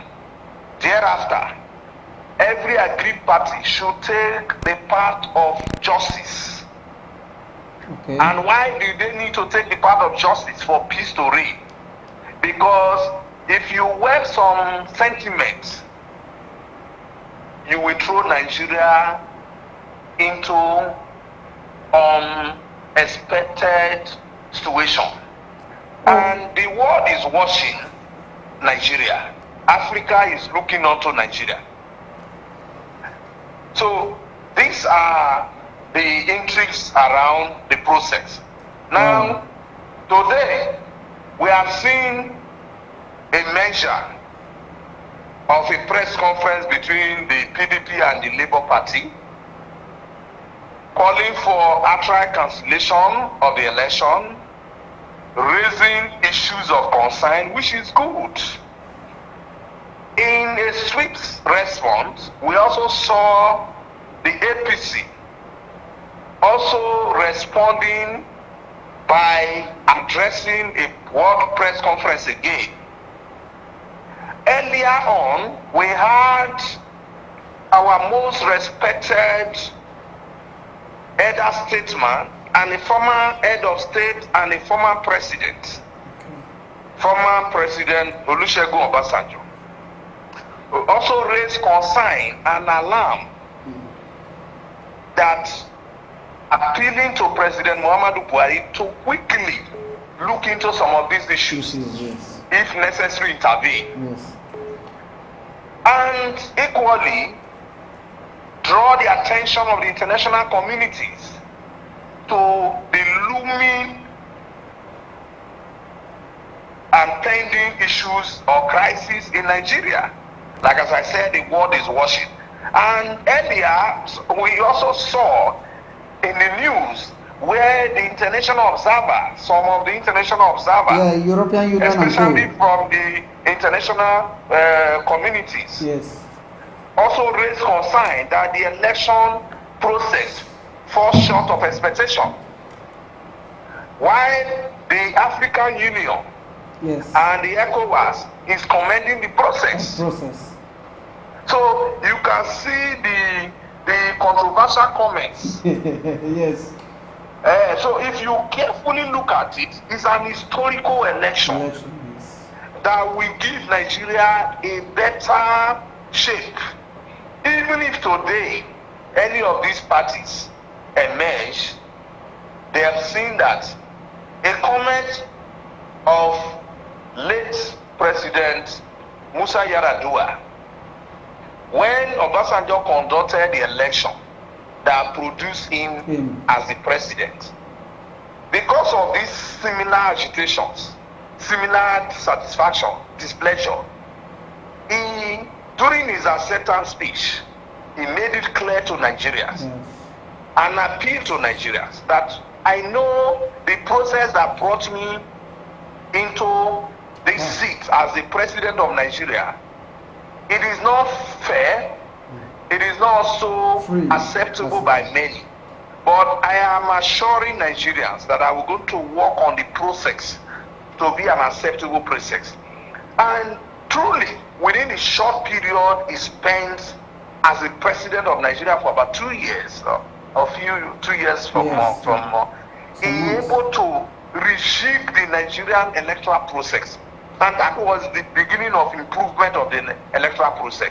Before President Jonathan also enhanced on it. Then Buhari today has also improved on it. So this is a process that requires continuous improvement. But as the worry is that the process is slow, that the process of our improvement is slow. So, but we need the process that will be on the speed lane, because we are learning from America. Of course. We adopted the US democracy. Now, with the introduction of beavers, our fears was eliminated. Right. Our worries were enraged to some extent that with the beavers, these fictitious manipulations and all sorts will be nipped. Unfortunately, we are also experiencing some of it. And you know, this is Nigeria. Yes. Even the election observed in some areas, some polling units, some wards, deliberately, because of the candidates they are working for, say, well, if it's not our concern, we just want to show that we are delivered. So they went by call the beavers and on print as usual. Of course. And what they did when they finished on printing, they fill into the original sheet and sign all the party agents that were deployed into that polling unit or the ward. They have been bought over. They just give them small token, and they all sign to say so. And when they came, if you go to the judiciary or go to the court now, the beavers will speak for the people. And by the time when truly the beavers is used in the judiciary process, it will knock off all this. But at that point, what can those agents also do? Because if you refuse to sign, you reject, and maybe you are just an agent, you are sent to some local interior areas. For the safety of your life, you will just sign for them and come out. Maybe before you can even come and obey. So these are some intrigues in our electoral process. But we believe that there is time for improvement. Exactly. But generally, this election, to the expectation of Nigerians, have not met the expectation of the people. Wow. However, we are making progress and we are getting there. Okay. Thank you so much, Chief. In fact, whenever we are with you, it's always an interesting one, because you have the ready-made answers for most of the questions.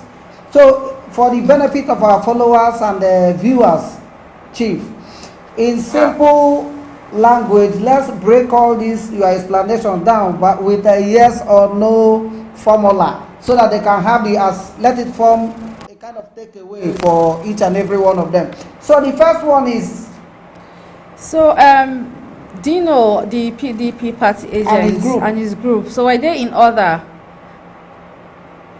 Which one is that? The PDP party agent, Dino, and the Labour Party agent. Were they in order by working out? Yes. Well, it is to the best of their knowledge, and that is what they think. That is the way they think they can use to express their displeasure. Exactly. Okay. The second one. So was it the INEC chairman right by not granting their requests? Is right, because if he try to tune to their direction, yes, it may also lead like a distraction of the process. Okay. So he need to be focused. He need to focus on what he's doing, because he's taking over 200 million Nigerians to his destination. Sure. So not 3, 4, 5 persons who are expressing displeasure at that moment. Okay. Well, that's a very wise one. I believe and I trust that must be his judgment why he decided not to respond. And Well, thank you so much, Chief. We move on. Today, there is, it's getting clearer by the day as we speak. Out of the three, one is like ahead, while the remaining, out of the 18, one is ahead, two are trailing him, and the rest are equally coming behind. But we are not ruling out anything. We have not concluded, because anything, Nigeria is a country where anything can happen. You get it? But all things being equal, the one that is ahead, there is already a challenge ahead of his victory if he emerges, going by commentaries. And what is that challenge? People are saying that he did not score the statutory 25% in Federal Capital Territory, that's Abuja. Is that going to be a stumbling block to his victory? Well, from the analysis, he is expected to have 25% from 24 local government, 24 states, and the FCT, and which he has lost to the Labour Party. Okay. So, of course, by law, it becomes a challenge, and let's see how they arrive. If he's able to score the required 25% of the 24, and then we know what INEC will do. But for FCT, which he has lost, I think that goes to Labour Party for now. So, but let's see how the calculation will come out with, and by tomorrow we'll be able to get it more clearer. All of us are following the analysis. Exactly. Those who are more educated in the electoral process than us. So, and we don't want to be confused. We don't want to be distracted by some of these analyses. So we are also deepening our knowledge in the process so that we will be in tune with the analysis. Thank you so much, Chief. But like you noted earlier on that pockets of protest are ongoing here and there, from Obasanjo to European Union and US, all those from the international platforms. They are ongoing, and going by this reality so far, and the announcement of result is ongoing. Should we expect more of such in the coming days? Well, that cannot be totally ruled out, because more protests will emerge because from some quarters it falls short of their expectation. Okay. And of course, we saw even on the news where some women are protesting in Abuja, and Nigerians in diaspora are also calling for protests because people mindset were tuned towards maybe a particular candidate, and maybe the particular candidate have not been able to take the lead as expected. For me, I made an analysis that if you declare PDP winner in this election, there will be protests. Okay. If you declare APC, there will be protests. But if you declare Labour, there will be jubilation and celebration across Nigeria. Even when they did not win. Yeah, no, assuming okay. if Labour won, assuming if Labour won the presidential election, you will see there will be jubilation and celebration across the federation. But if you declare, even if APC win outrightly or PDP win outrightly, you will see protests. This protest that is on will still continue in different quarters.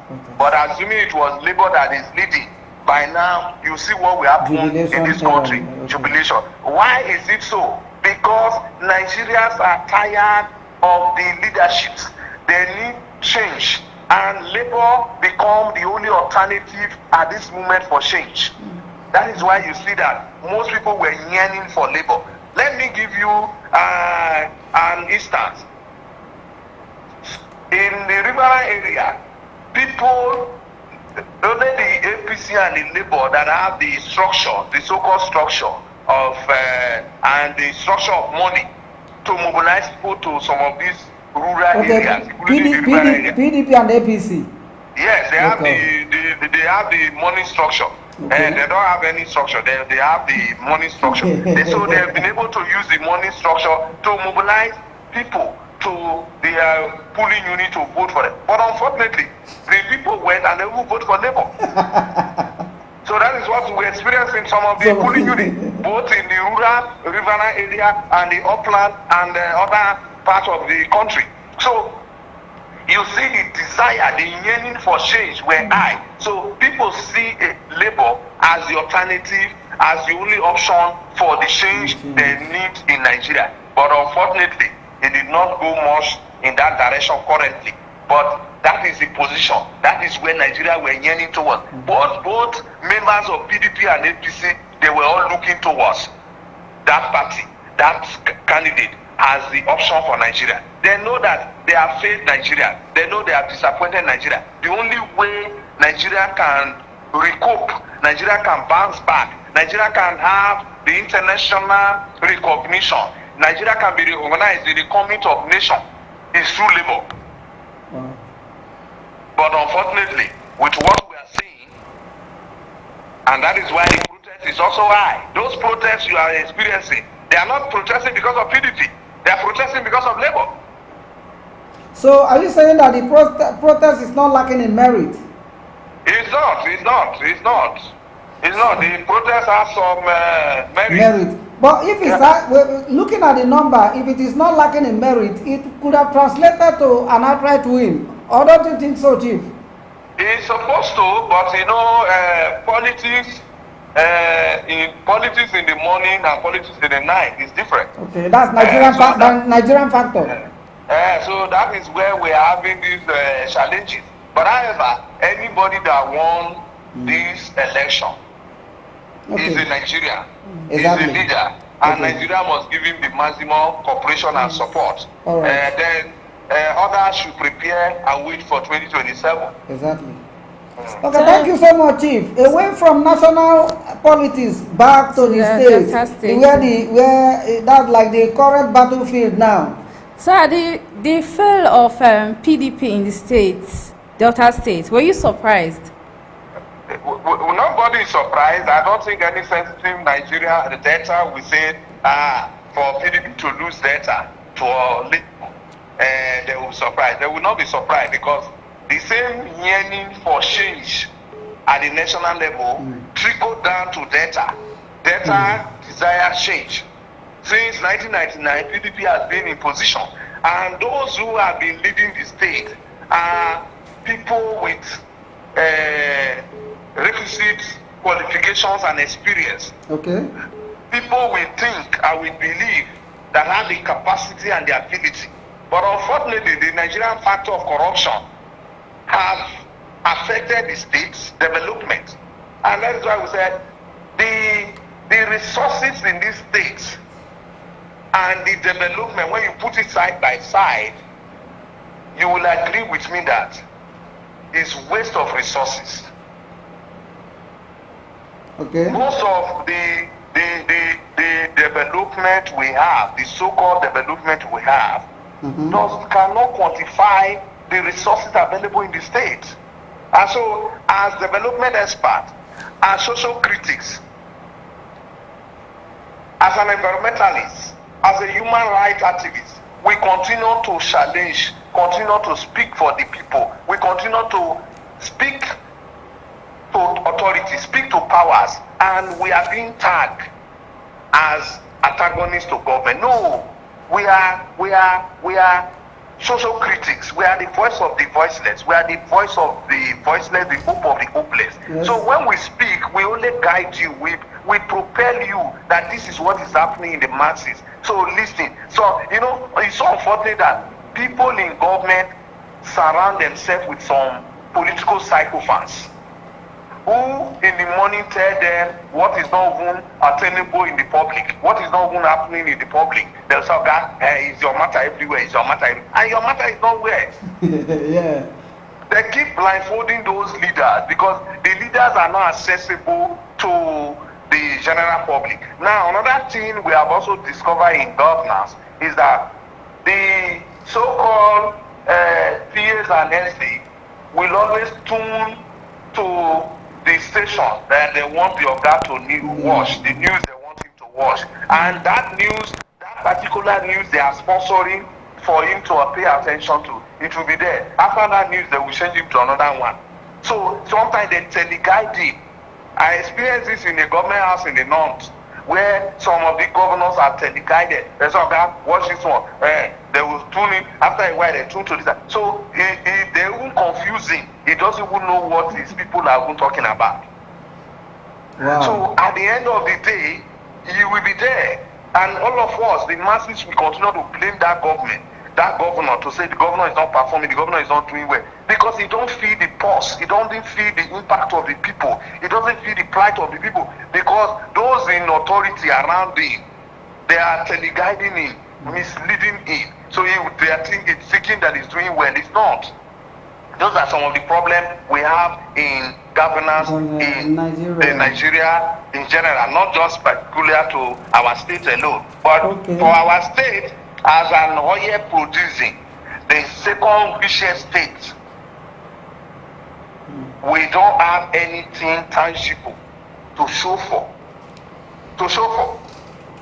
Because sometimes all these pockets of 1.5 kilometer, 3 kilometer road around, people will say, yes, of course, these are not things that any government will even campaign with. These are necessity in governance. So for you to become content, for you to say you want to become a governor, you say, I will build this classroom block, I will provide water, I will provide road. These are necessity in governance. You don't need to tell people about those things. What we need to hear from your manifesto is tangible project. In the 3 senatorial districts, I will do this, I will do this, I will do this. What so amount that will create employment for so number of people. These are things that Nigerians, debtors need to look out for. Not to say you will do this, when you tie all this pocket of streets, you say you have done something for debtors. No. So debtors need to grow beyond this level. So for what we have seen from the outcome of the 2023 general election in Delta is not far from what debtors are expecting. We just need to be frank. Sometimes we have been tagged anti-government, but we are not, because we are speaking from our position as activists. Wow. Yeah, Chief, thank you so much. You said that what we have seen is not different from what we are expecting.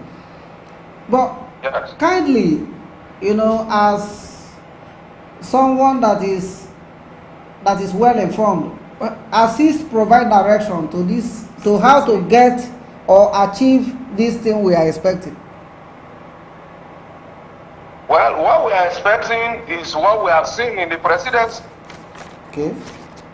So when it trickled down to data, the story may change. Okay. The story may change in the sense that the people know the right person to vote for. Okay. Nobody knew Labour Party in data. Yes. But because the Nigerian needs change, and data is part of the Nigerians, and that is why you see data tinted towards Labour.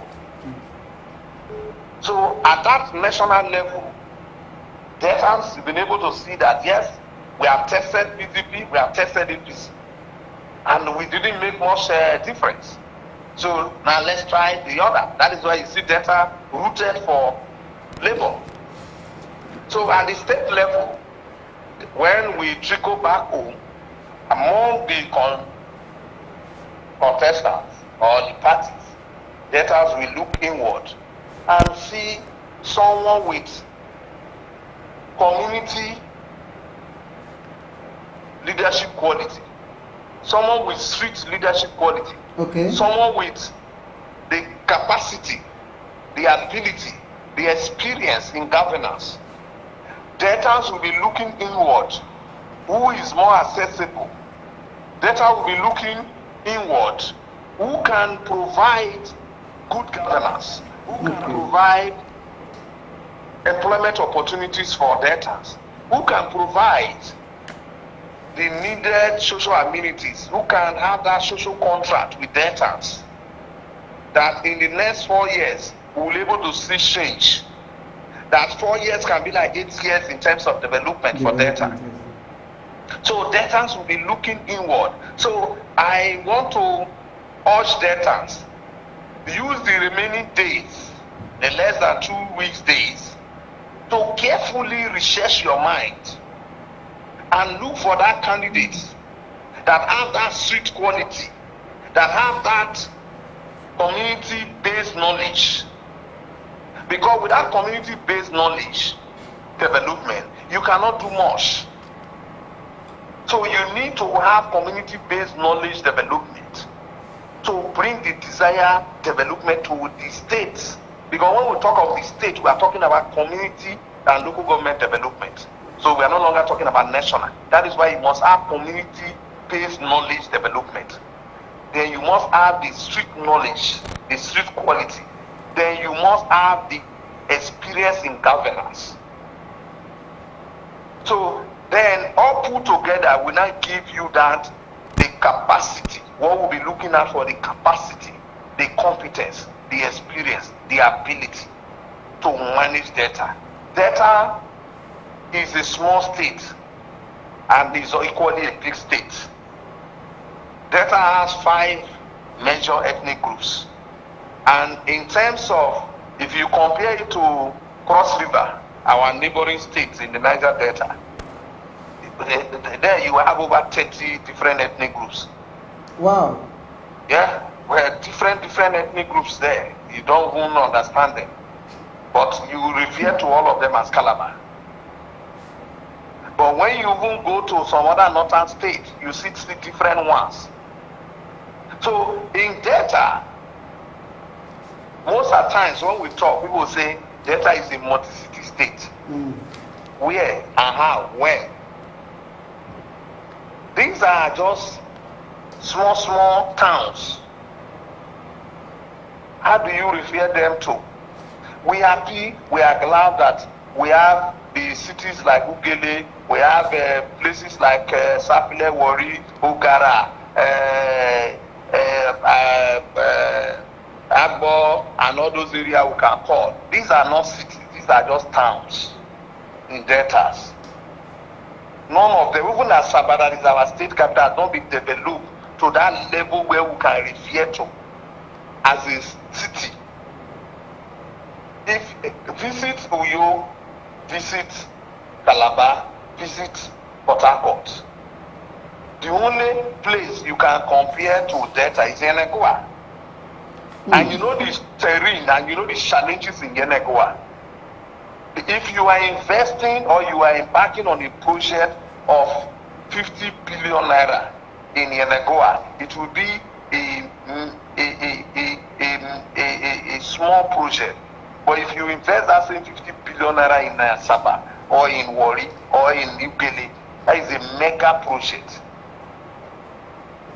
Okay, so is it because of the marshy terrain of that environment? Because of the terrain of that environment. Okay. So doing any project in Yenagoa, if you are constructing a 2-kilometer road even in Yenagoa, it will cost you more than 10 billion naira. But you do that in Delta area, you will spend less than 3 billion, 2 billion naira. We know, yes, we're all in the Niger Delta riverine area, but these are the challenges in Yenagoa. So it's a state that is difficult to develop. And sometimes, when I look at it, I say, yes, we all identify the challenges in this riverine area, but the resources from the area is good to develop Niger Delta and Nigeria, but the development is not good for the area. Okay, so Chief, sorry. So that, for a holistic response. So it means by your latest opinion, it means the governor of Bayelsa State was right when he stated that the cost of building roads and any other constructions and infrastructure in the state is like ×3 in other states, Niger Delta states that are parading where their governors are parading roads and whatever, are claiming that they have done better than the others. Is that assumption correct? Of course, because Yenagoa seems to be the only island, so to say, and it's not just 100% island, and that is why you see that when there are little flood, you can see that the entire, the whole of Bayelsa is like a void. So all the flow of water, rivers, settled in Yenagoa, settled in Bayelsa. So Bayelsa is below sea level with a sea level, 8 meters below sea level. So the whole of Bayelsa. So and for of course, for like Port Harcourt is an island. If you are executing a project in Port Harcourt City, or including Awuda, Omok, Elime, all those areas, if you are executing a project with 5 billion naira, that same project, if you want to do it in Yenagoa or in any part of Bayelsa, you must spend no less than 25 to 30 billion naira. So that is the terrain. But the good thing is that God in his infinite mercy and grace gave the resources, the natural endowment, the natural blessing to this area, and took the leadership in managing all this to other parts of the country. And that is why you see that the leadership of Nigeria is controlled from the other zones, while the resources are from this area. So you may not have both the resources and the leadership together. God is too intelligent to give you all, because we are human beings. If we have both the leadership and the resources, some people will just die. In fact, they will just cut people off. So God did it in I carefully studied the economy and politics and able to discover that this is why God did it. So even if you travel out of this country to some other areas, you will experience the areas that is in authority of leadership or affairs of a country, that area does not have the resources. So the resources are deposited in another end, while the leadership is from another end. So they continue to struggle, and that makes life balance.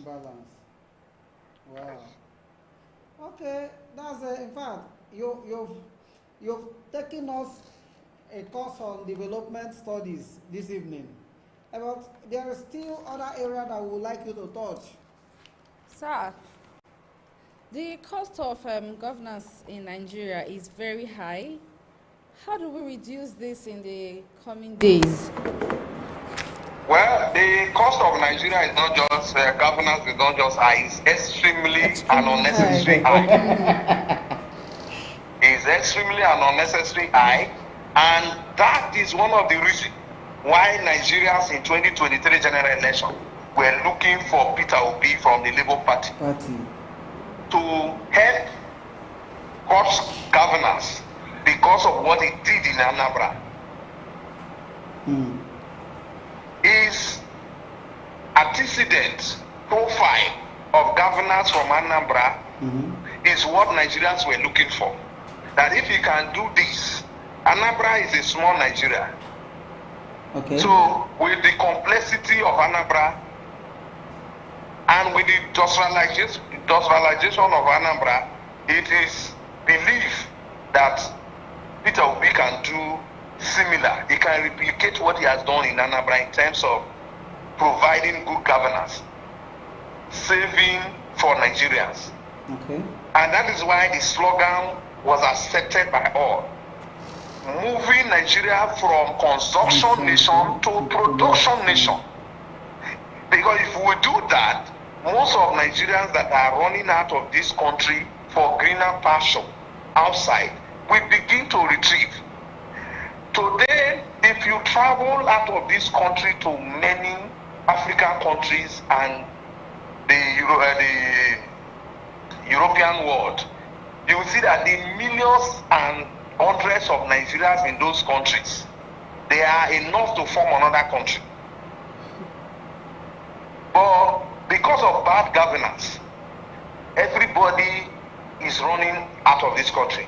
everybody is sending his sons or daughters out of this country.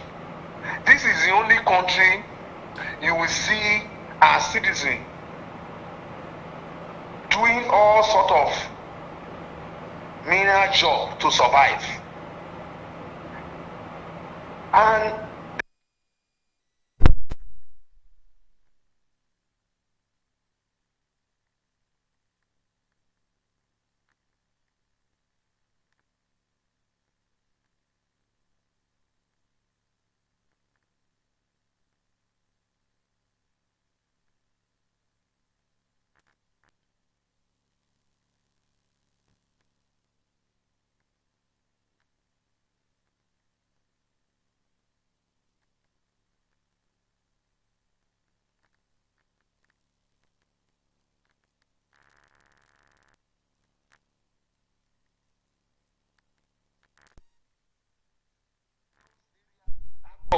those areas, yes. The topography of those areas, if it's well beautified,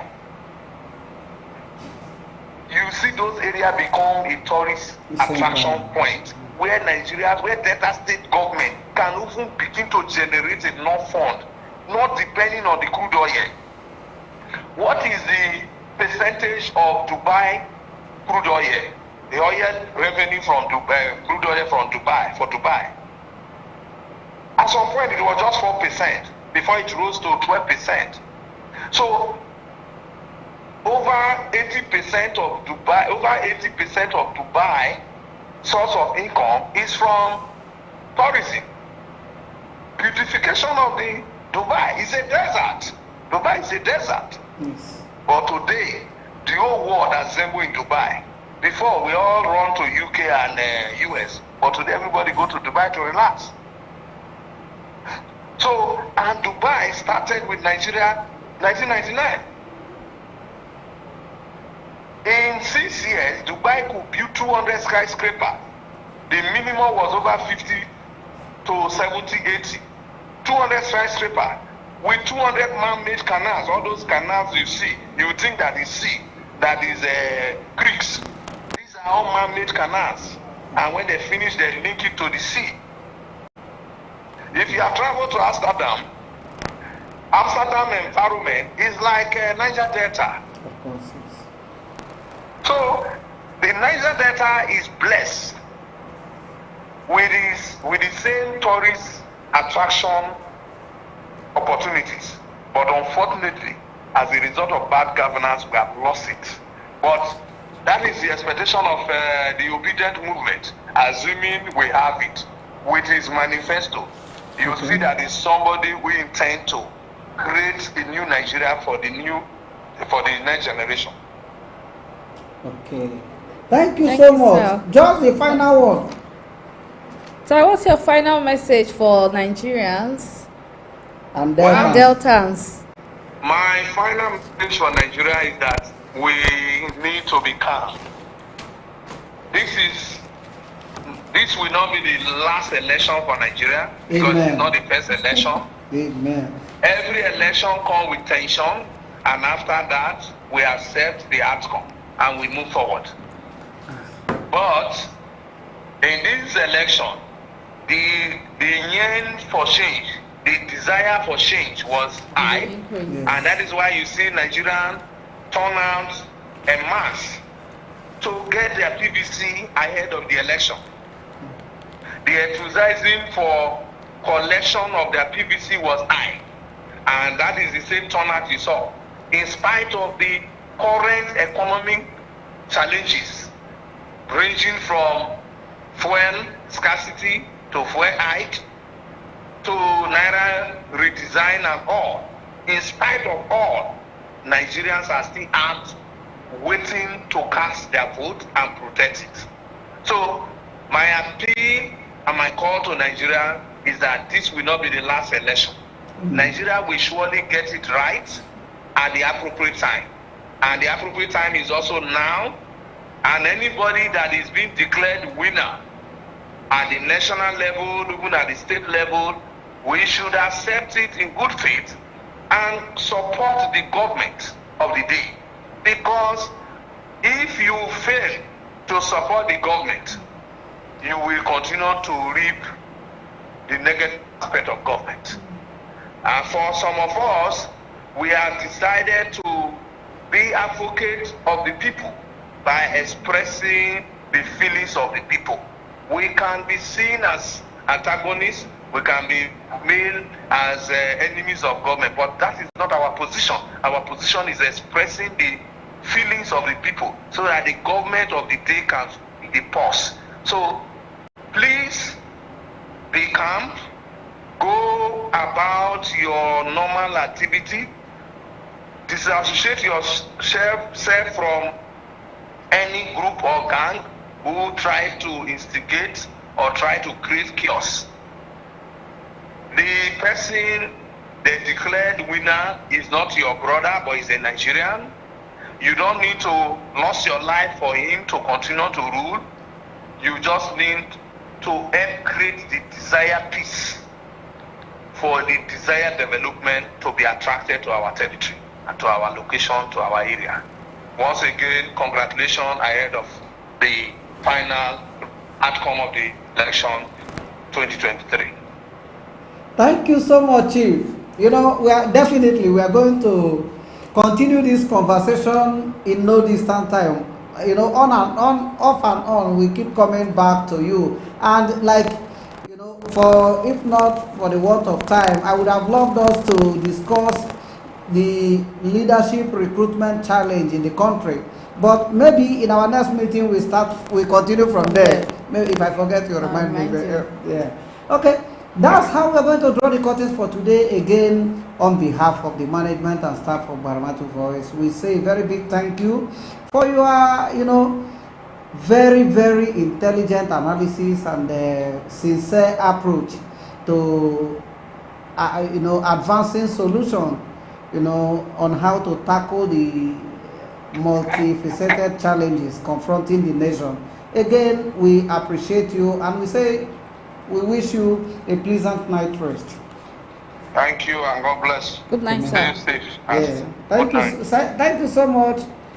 Dear viewers, again, Jerome Utomi is my name, and with me It's Purple Vanessa. we are still expecting your feedbacks and the responses. You can always use the telephone number on your screen, or you drop your comment on our comment section, and or you better still you can follow use us on all our social media platforms at Baramatu Voice. Again, till we meet tomorrow, we remain yours faithfully, and we, you know, invite you to, you know, hook up to our social media platform. Even as we move from this the studio, you know, we graduate into the social media, so the platform, so the conversation continues there. Yes. Until we meet again, we say, do have a lovely night. Again, God bless you.